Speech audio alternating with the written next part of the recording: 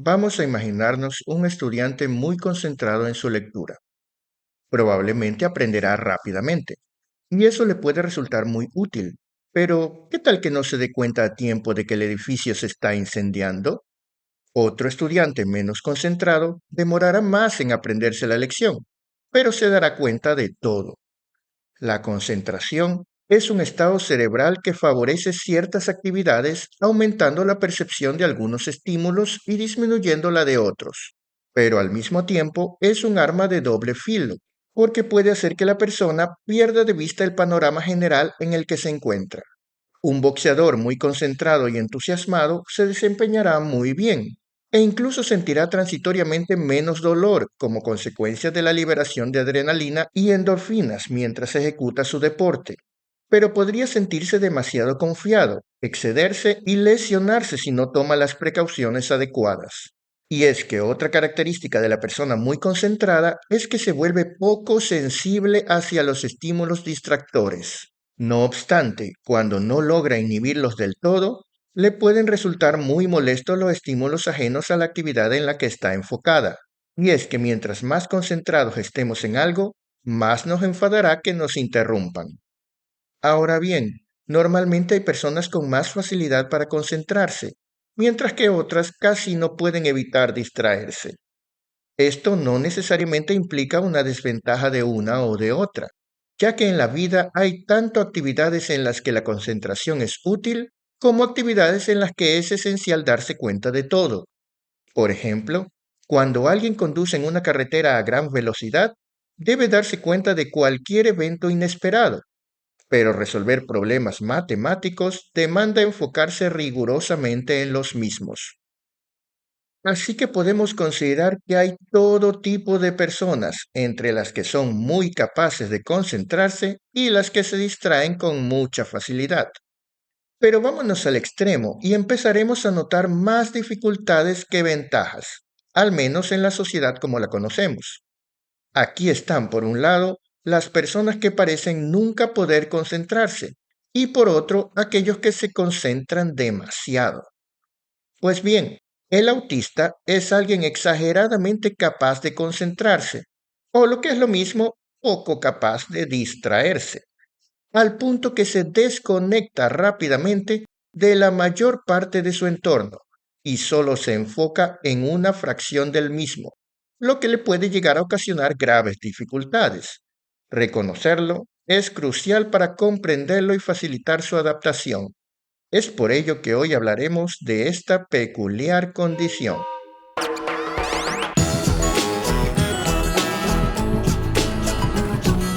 el niño autista. Estadísticamente, cada año encontramos más niños con diagnóstico de autismo. Las razones de este aumento no están claras aún, aunque se han propuesto muchas hipótesis. Lo que sí sabemos es que al menos una parte de este fenómeno se explica porque tanto los médicos como la sociedad en general reconocen cada vez más fácilmente esta condición, y por eso se detectan casos que antes pasaban inadvertidos o con otros diagnósticos. Y es que en realidad fue recién a mediados del siglo XX que se lo definió de una manera relativamente adecuada, y los criterios para diagnosticarlo aún siguen actualizándose. Antes era confundido o considerado parte de la sintomatología de patologías como la esquizofrenia, el retraso mental, la demencia temprana, los trastornos emocionales y los trastornos del comportamiento. Probablemente muchos ni siquiera recibieron atención y solo fueron considerados por sus familiares como retrasados, locos, malcriados o simplemente excéntricos. La definición actualmente más aceptada por los científicos dice que el autismo es un trastorno del desarrollo que afecta a la comunicación y a la interacción social, caracterizado por patrones de comportamiento restringidos, repetitivos y estereotipados. Bajo este término se han englobado varios disturbios del desarrollo del lenguaje y de las habilidades sociales, cuya gravedad varía mucho de un individuo a otro y que puede expresarse de diversas formas.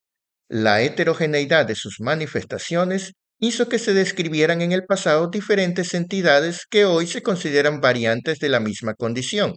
A veces lo encontramos asociado a síndromes o enfermedades neurológicas conocidas. Esta enorme diversidad de manifestaciones y sus varios niveles de gravedad, desde cuadros que pasan inadvertidos hasta condiciones severamente discapacitantes, ha llevado a que en la actualidad, más que de autismo, se prefiera hablar de trastornos del espectro autista.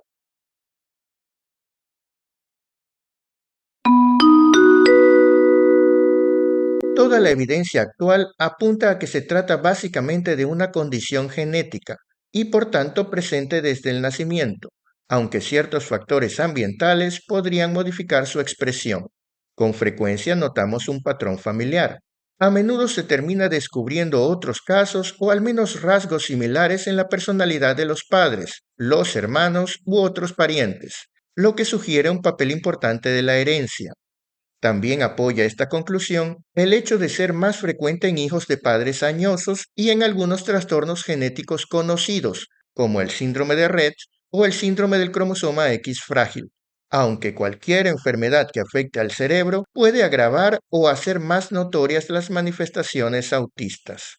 Ninguna otra causa se ha podido demostrar con certeza, pese a que se continúan examinando numerosas hipótesis y analizando si algunos factores ambientales como infecciones virales o exposición a tóxicos podrían actuar como desencadenantes. Cabe mencionar que una publicación que sugería la posibilidad de una relación entre el autismo y las vacunaciones infantiles llegó a alarmar a muchos y causar controversia, pero luego de mucha investigación, finalmente se demostró que tal asociación en realidad no existe y que el estudio inicial que la sugirió adolecía de errores metodológicos y de conflictos de interés, por lo que fue retirado y descartado. El autismo se diagnostica con mucha más frecuencia en niños que en niñas. Esto puede deberse a una mayor predisposición del cerebro masculino a presentar este trastorno, pero también puede jugar un papel que sus manifestaciones pasan inadvertidas con mayor frecuencia en ellas. En definitiva, por ahora solo podemos decir que parece tratarse de un asunto genético que ocurre básicamente al azar. Se trata de una situación para toda la vida a la cual hay que adaptarse. A diferencia de lo que se especuló en otras épocas, jamás debe considerarse a ningún padre como responsable de tener un hijo autista. No es algo que se deba a falta de cariño o fallas en la crianza. Es algo que puede ocurrir en cualquier familia. Como hemos dicho, la concentración facilita percibir algunas cosas y perseverar en ciertas actividades, pero al mismo tiempo dificulta percibir otras cosas y cambiar a otras actividades. Y es que centrarse en un objetivo hace que dejemos de prestar atención a muchos otros estímulos que podrían distraernos. En casos extremos, nos vuelve demasiado sensibles para ciertas cosas, lo que dará lugar a que ciertos estímulos nos fascinen o por el contrario, nos repugnen. La falta de sensibilidad por otras puede llevar en cambio a que algunos riesgos no se tomen en cuenta, lo que podría ser peligroso. La tendencia a perseverar en la misma actividad hará que se prefieran ambientes estables y rutinas, y se trate de evitar entornos cambiantes y sobre todo impredecibles, como serían por ejemplo las relaciones humanas. En los autistas, esto retrasa el aprendizaje de las normas sociales y del lenguaje, que es lo que suele llamar la atención en ellos. Los malentendidos resultantes desembocan en rechazo social, escolar y laboral, y esto les lleva a menudo a ocultar o disimular sus impulsos, pensamientos y sentimientos. Esto no solo retrasa el diagnóstico, sino que les resulta mentalmente agotador, lo cual, junto con el hecho de percibir que no encajan en la sociedad, les resultará estresante, pudiendo llevarlos a cuadros severos de ansiedad y depresión.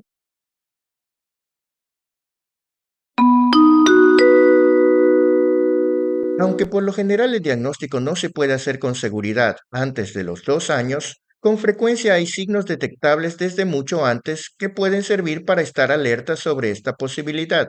Por ejemplo, alrededor de los 3 meses de edad, la mayoría de los bebés empieza a hacer contacto visual con su madre y a sonreír cuando se le estimula afectuosamente. Si a los 6 meses el niño no ha desarrollado estas respuestas, conviene consultar al pediatra para hacer una evaluación más completa. Este aparente rechazo por el contacto humano es algo que se notará de diversas formas a lo largo de la vida. Se explica porque al niño con autismo le resultan molestas las distracciones, lo que le hace buscar siempre ambientes estables. Dado que las personas tienen una conducta muy diversa y suelen interrumpir cualquier actividad en la que se encuentren enfrascados, no es raro que eviten interactuar con seres humanos y prefieran a los animales o mejor aún los objetos, cuyo comportamiento es mucho más sencillo y predecible. El siguiente dato podría aparecer entre el año y el año y medio, en que la mayoría de los niños dirán sus primeras palabras, pero los autistas generalmente no. En ellos a menudo se retrasa el desarrollo del habla, y no es raro, puesto que la misma es una habilidad que se aprende a través del contacto humano, que justamente ellos tienden a evitar. Algunos autistas nunca llegan a decir ni una palabra, otros hablan poco. Hay quienes con el tiempo llegan a ser fluidos y a manejar un buen vocabulario sobre ciertos tópicos que les interesan, aunque se queden cortos de términos en los temas que no. En ciertos casos desarrollan un vocabulario pomposo o extraño. También se les puede hacer difícil reconocer y usar el lenguaje no verbal. Por ejemplo, un niño autista tal vez no señale con el dedo lo que desea, y si quiere que le alcancen un juguete, a lo mejor solamente lleve de la mano al adulto hacia él. Cuando son mayores, su procesamiento mental excesivamente enfocado puede provocar que solo entiendan las cosas literalmente y no comprendan las ironías, los sarcasmos, los chistes o las metáforas. Algunos pueden llegar a extremos como que si les dicen, por ejemplo, esto me costó un ojo de la cara, se sientan confundidos porque están viendo que la otra persona tiene ambos ojos y no ha perdido ninguno. La gran capacidad de concentración de los autistas los vuelve muy sensibles o muy insensibles a los estímulos externos, dependiendo de si les prestan atención o no. Por ejemplo, los niños autistas muchas veces no responden cuando los llaman por su nombre, y no es raro que no hagan caso a estímulos sonoros leves o moderados, hasta el punto que algunos padres pueden creer que son sordos. Pero en cambio, paradójicamente, hay sonidos que les molestan bastante, como si fueran hipersensibles al ruido. De hecho, este patrón contradictorio se observa con muchos tipos de estímulos, habiéndoselos descrito como niños con una sensibilidad alterada, que para algunas cosas o en algunos momentos aparentan ser insensibles, mientras que en otras ocasiones se muestran demasiado sensibles. Esto puede ocurrir con respecto al dolor, al tacto, a la luz, a los olores, etc.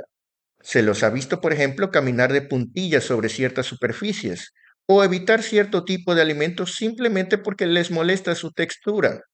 Algunos hasta llegan a desarrollar problemas gastrointestinales como consecuencia de una extrema selectividad en su dieta.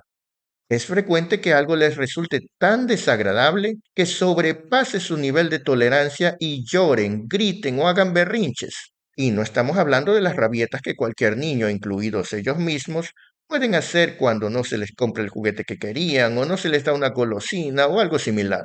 Aquí hablamos de crisis sensoriales incontrolables, que no se deben a que les negaron algo, sino a que su sensibilidad se sobrecargó por algún motivo que a veces ni siquiera los padres pueden identificar. No ceden dándoles cosas porque no están pidiendo nada, solo quieren aislarse y alejarse de los estímulos. E incluso una vez retirado el desencadenante, pueden tardar bastante en calmarse. Los autistas no son niños violentos, pero pueden parecerlo cuando llegan al límite de su capacidad de autocontrol. En el otro extremo, la aparente insensibilidad puede llevarlos a comportamientos arriesgados, como si no tuvieran miedo del peligro. El juego de los niños con autismo nos puede dar otras pistas para sospechar el diagnóstico. Por ejemplo, el hecho de que se sienten más cómodos jugando solos, y que si tienen que elegir prefieren estar con animales que con personas. En general, no involucran a otros en sus actividades ni comparten sus emociones. Su desarrollo social es más lento que lo habitual, y cuando muestran habilidades suele ser con sus familiares íntimos como padres o hermanos, pero no con otros fuera de casa. Otra cosa notable durante el juego es que habitualmente no son capaces de hacer lo que llamamos juego simbólico, adoptando roles o adjudicando propiedades imaginarias a los objetos. Además, no es raro que se queden absortos mirando una parte del juguete en vez del conjunto, y con frecuencia pasan mucho tiempo repitiendo acciones estereotipadas como alinearlos o girarlos. A menudo parecen obsesivos y hasta sus movimientos y ademanes corporales pueden seguir patrones repetitivos, como si sintieran la necesidad de mantenerse haciendo siempre las mismas cosas. Es típico, por ejemplo, que muchos de ellos aletean las manos con frecuencia o repiten palabras o frases sin intención de comunicar nada, solo por el gusto de repetirlas. Es difícil interrumpir a un niño con autismo y sacarlo de sus juegos o cualquier actividad en la que se encuentren. Parecen enfrascados y les molesta mucho que los distraigan. Cualquier cambio en su rutina les resulta particularmente incómodo y a veces totalmente insoportable. Adaptarse a situaciones nuevas puede ser un reto casi insalvable para ellos. Los niños autistas a menudo pierden la capacidad de percibir el cuadro general de lo que los rodea. Esto, sumado a una pobre comprensión del lenguaje corporal o incluso verbal, y a su retraso en aprender normas sociales por la falta de contacto humano significativo, puede desembocar en que se comporten de formas inapropiadas en ciertos contextos. Su confusión puede hacer que exhiban conductas extrañas como ademanes, gritos, llanto o risas inapropiadas. Al no comprender bien el lenguaje, reaccionan de formas inadecuadas y no manifiestan lo que se supone que deberían. A veces hablan cuando no deben o callan cuando deberían expresarse, y en ocasiones dan la falsa impresión de no tener empatía por los demás, incluso tratándose de personas por las que realmente sientan mucho cariño. Como consecuencia de estas peculiaridades, las personas que los rodean pueden reaccionar negativamente, considerarlos raros, enfadarse con ellos o marginarlos. Muchos sufren acoso escolar por sus compañeros y pueden ser castigados o sufrir burlas incluso por parte de los adultos que no entienden su condición. También sus padres y cuidadores pueden ser blanco de críticas y acusaciones, y todo ello causar conflictos emocionales que terminan afectando su estado psicológico. Los trastornos de ansiedad, depresión, insomnio, etcétera, pueden volverse un problema añadido grave en cualquier momento, pero sobre todo al llegar a su adolescencia, en que la necesidad de aceptación social suele ser mayor. Ya como adultos pueden ser discriminados a la hora de encontrar oportunidades laborales y en general les resulta difícil adaptarse a nuestra sociedad tal como es hoy en día, lo que les causa sufrimiento y refuerza su deseo de aislarse.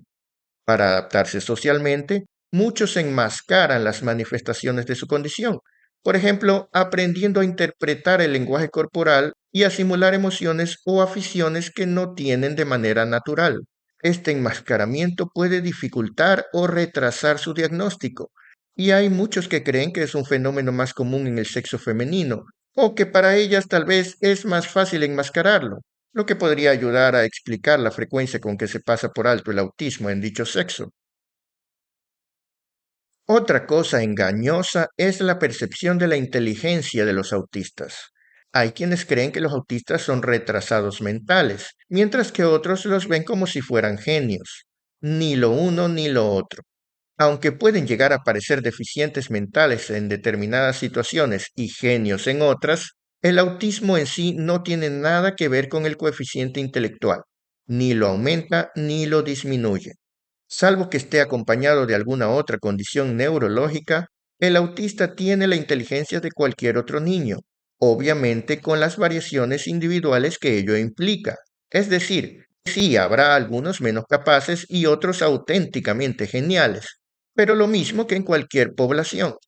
Lo que sí provoca el autismo es que su desempeño sea inferior en ciertas áreas y superior en otras, ya que se concentran mucho en unas y eso les distrae de las demás.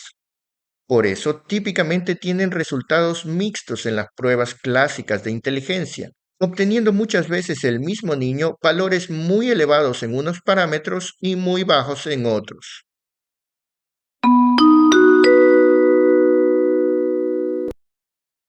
Cuando se sospecha, primeramente debe hacerse una evaluación adecuada para confirmarlo.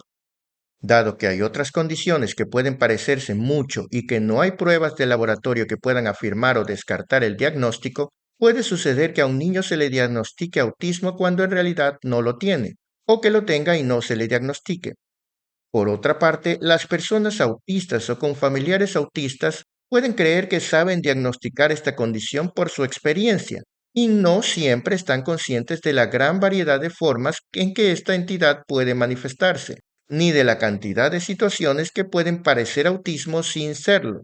De modo que podrían cometer errores diciendo que no tiene autismo alguien que sí lo presenta o al revés.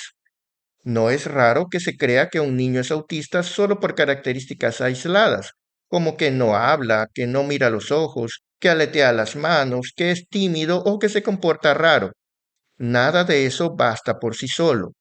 Nunca debe alguien diagnosticar ni autodiagnosticarse autismo simplemente porque le parece ver o porque siente que se identifica con sus manifestaciones. Se requiere una valoración especializada hecha por personal médico con capacitación y experiencia en estos casos. Los padres deben consultar al médico si observan cualquier retraso en el desarrollo del lenguaje o del comportamiento social de su hijo. Cada hito del desarrollo psicomotor tiene edades límite a las que debería aparecer. La revisión periódica por el pediatra normalmente sirve para evaluarlos. Un detalle importante es que se debe prestar la misma atención a los signos de posible autismo en las niñas pequeñas, dado que pueden ser fácilmente tomados por timidez o conductas emotivas atribuidas a su género. El médico, por su parte, debe saber que no existe ninguna prueba de laboratorio ni de imagen que confirme o descarte el trastorno de espectro autista. Su diagnóstico actualmente se basa en que se cumplan los criterios definidos por los expertos y que se recogen en el Manual Diagnóstico y Estadístico de los Trastornos Mentales, el cual se actualiza continuamente.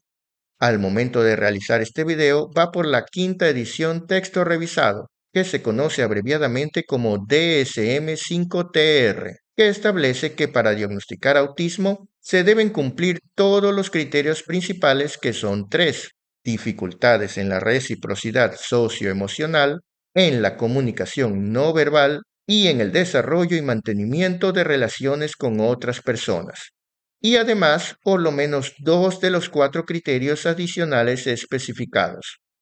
Para determinar si se cumplen estos criterios, se han desarrollado y validado varias pruebas como cuestionarios, verificaciones observacionales y juegos interactivos, diseñados para evaluar las habilidades sociales de comunicación. Deben ser aplicadas por profesionales experimentados para que sus resultados sean confiables. Una vez diagnosticado el autismo, el médico deberá determinar dos cosas: su nivel de gravedad y si hay patologías asociadas al mismo, como por ejemplo el síndrome de Rett, el síndrome de Down, el síndrome de cromosoma X frágil o la esclerosis tuberosa. Se investigará también si tuvo problemas durante el parto, bajo peso al nacer o padres de avanzada edad, y si hay antecedentes familiares de autismo o rasgos de este en sus hermanos o sus padres, que tal vez no hayan sido diagnosticados.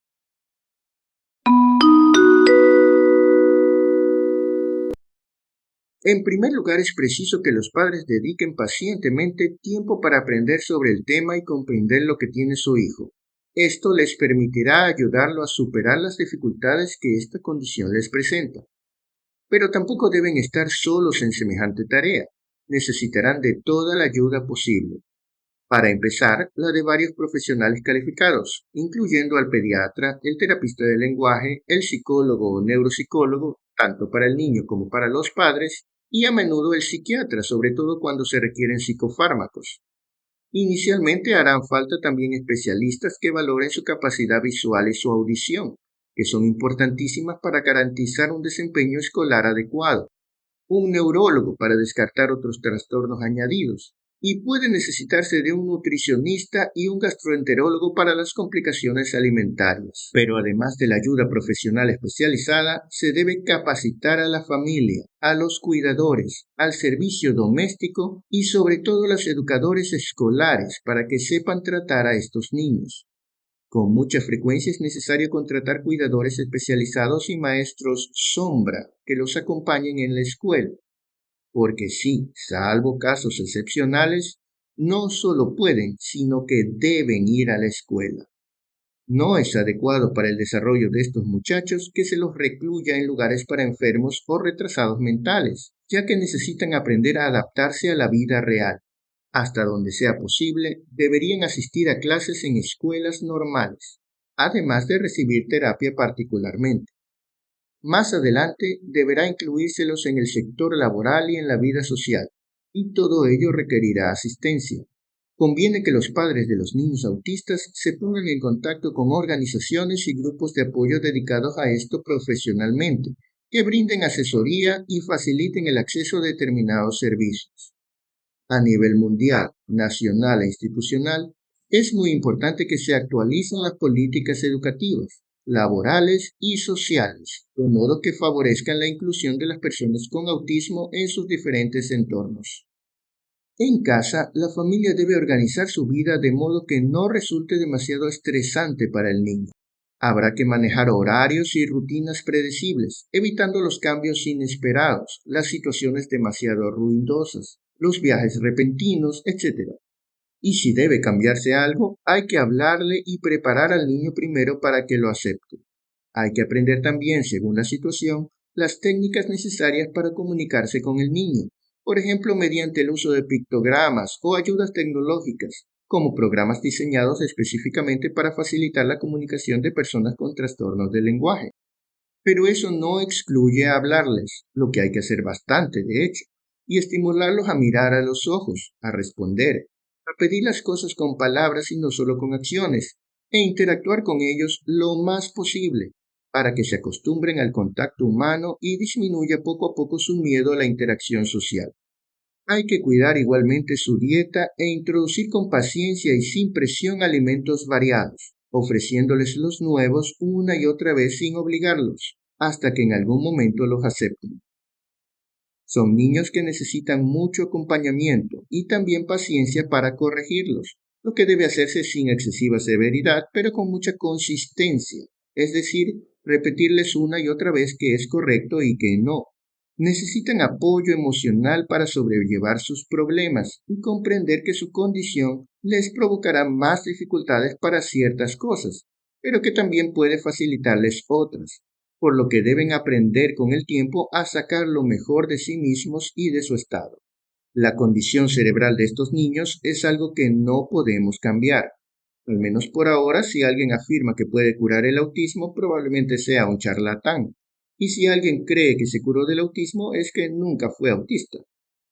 Y sí, esto para los padres puede ser muy difícil de aceptar. No es raro que al recibir este diagnóstico muchos caigan en negación y busquen otras opiniones o terapias alternativas. Y como nunca falta quien ofrece curas fantásticas o milagrosas, los padres deben ser bien asesorados para no dejarse engañar por personas inescrupulosas o simplemente mal preparadas, que buscan rédito a costa de su desesperación.